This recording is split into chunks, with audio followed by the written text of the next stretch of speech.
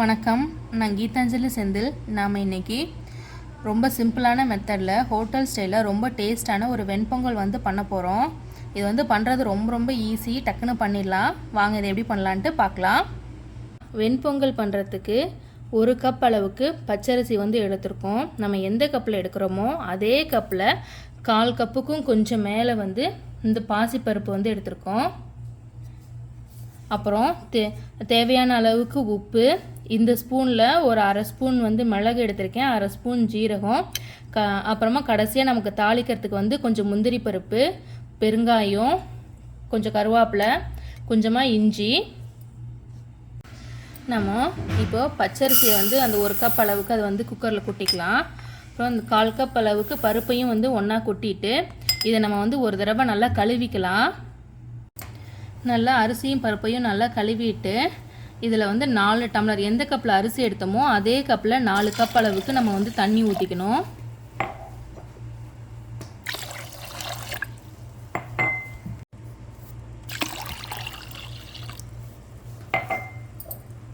நாலு கப் அளவுக்கு தண்ணி ஊற்றினதுக்கு அப்புறமா இது கூட நம்ம ஜீரகம் இதெல்லாம் போட்டுக்கலாம்.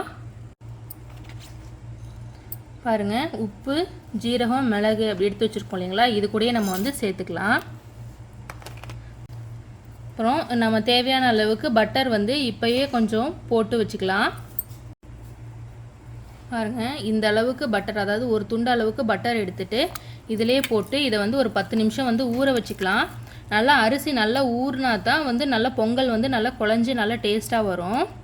நம்ம அடுப்பில் வைக்கிறதுக்கு முன்னாடி ஒரு தடவை உப்பு செக் பண்ணிக்கோங்க. உப்பு செக் பண்ணிவிட்டு 4 விசில் வச்சு எடுங்க. இந்த மாதிரி பட்டர்லாம் முழுசாக உருகினதுக்கு அப்புறமா இது நம்ம மூடி போட்டுட்டு ஒரு 4 விசில் வச்சு எடுக்கணும். அதுக்கப்புறமா நம்ம தாளிக்கிறத பார்க்கலாம். நம்ம பொங்கல் வெந்ததுக்கு அப்புறமா இது தாளிக்கிறதுக்கு கொஞ்சமாக பட்டர் எடுத்துக்கலாம். அதுக்கப்புறமா கொஞ்சமாக ஜீரகம், 2-3 மிளகு எடுத்திருக்கேன், கொஞ்சம் இஞ்சி, கருவேப்பிலை, கொஞ்சமாக முந்திரி பருப்பு, பெருங்காயத்தூள். வாங்க தாளிச்சிடலாம்.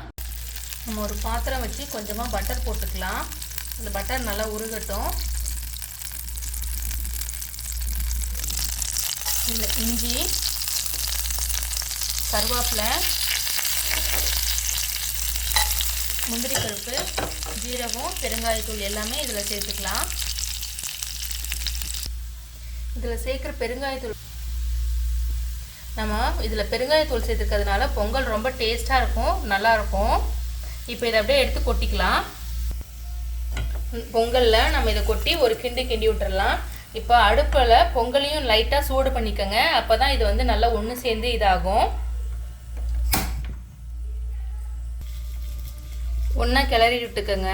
நல்ல டேஸ்டியான ஹோட்டல் ஸ்டைலில் ஒரு பொங்கல் ரெடி ஆகிடுச்சு. இதை பண்ணுறதும் ரொம்ப ஈஸி தான். நீங்களும் உங்கள் பர்ஃபெக்டாக இருக்கும் இந்த டேஸ்ட்டு. நீங்களும் உங்கள் வீட்டில் ட்ரை பண்ணி பார்த்துட்டு எப்படி இருக்குது அப்படின்ட்டு கமெண்ட் பண்ணுங்கள். வீடியோ ஃபுல்லாக பார்த்ததுக்கு ரொம்ப நன்றி. தேங்க்ஸ் ஃபார் வாட்சிங்.